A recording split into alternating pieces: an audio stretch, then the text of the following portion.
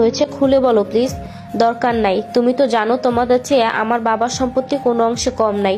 তবু কেন এখানে আছি? কারণ সংসারটা আমার। তোমার ভাই যদি বেঁচে থাকতো তাহলে কি চলে যেতাম? কিন্তু এখন যা শুরু হয়েছে তার শেষ কিভাবে হবে আমি জানি। দুর্জয়ের জন্য খারাপ লাগে। আল্লাহ আছেন, তিনি হয়তো দেখবেন। ভাবি আর কিছু বলেন নাই। একবার যেটা বলবেন না বলে সিদ্ধান্ত নেন সেটা আর তাকে দিয়ে বলানো অসম্ভব। একরাশ চিন্তা নিয়ে আমি খুলনায় গেলাম। এরপর বাড়ি ফিরলাম 8 দিন পর। দুপুরের খাবার খেয়ে মেসে নিজের বিছানায় শুয়েছিলাম। হঠাৎ ভাবির ফোন। কল রিসিভ করতে ভাবি বললেন, এক্ষুনি বাড়িতে আসো।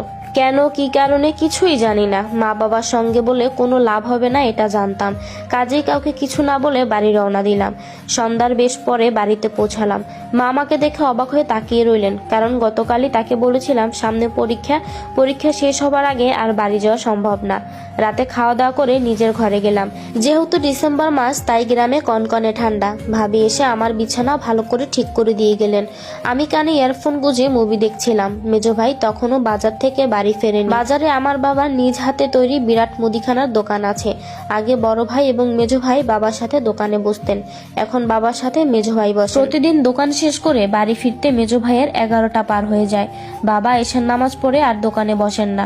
মসজিদ থেকে বের হয়ে সোজা বাড়িতে আসেন। রাত 10টার মধ্যে খাওয়া দাওয়া করে ঘুমিয়ে পড়া বাবার দীর্ঘদিনের পুরাতন অভ্যাস। আজও তার ব্যতিক্রম নয়। আমার ঘরের দরজা খোলা ছিল। ভাবি তখন বলে গিয়েছিলেন দরজা যেন বন্ধ না করি। হঠাৎ দেখলাম ভাবি রুমে আসলেন। খাটের কাছে এসে আমার দিকে একটা প্যাকেট এগিয়ে দিলেন। একবার দরজার দিকে তাকিয়ে আবার আমার দিকে দৃষ্টি ফিরিয়ে আস্তে আস্তে বললেন, এগুলো তোমার কাছে রাখো, দরজা বন্ধ করার দরকার নাই। দুর্জয় আর বাড়ির সবাই ঘুমালে আমি তোমার ঘরে আসব, জরুরি কথা আছে। ঘুমিয়ে যাও, সমস্যা নেই, কিন্তু দরজা বন্ধ করো না। ভাবি চলে যাবার পর আমি কৌতূহল মেটাতে তার দিয়ে যাওয়া প্যাকেটটা হাতের সামনে নিলাম। প্যাকেটটা ফার্মেসির, কারণ প্যাকেটের উপর আমাদের বাজারের ফার্মেসির নাম লেখা। ভিতরে কি আছে সেটা দেখার জন্য সেগুলো হাতে নিলাম, আর সঙ্গে সঙ্গে আমার চোখ কপালে উঠে যাবার মতো অবস্থা। দেখলাম সেখানে এক প্যাকেট ও একটা মেডিসিন। স্প্রে এর প্যাকেটের উপরে লেখা পড়ে বুঝতে পারলাম এটা মানুষের নাকের কাছে দিলে সেই মানুষটা কমপক্ষে 2 ঘন্টা থাকবে। কিন্তু এসব ভাবি আমার কাছে কেন দিয়ে গেল এটা কোনোভাবেই মাথায় ঢুকছিল না।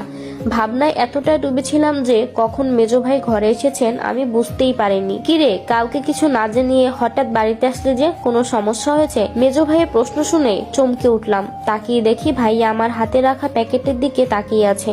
আমি তাড়াতাড়ি সেগুলো কম্বলের ভিতর ঢুকিয়ে বললাম, দুর্জয়কে দেখতে মন চাচ্ছিল।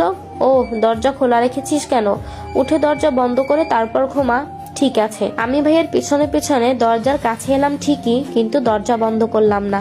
যেহেতু ভাবি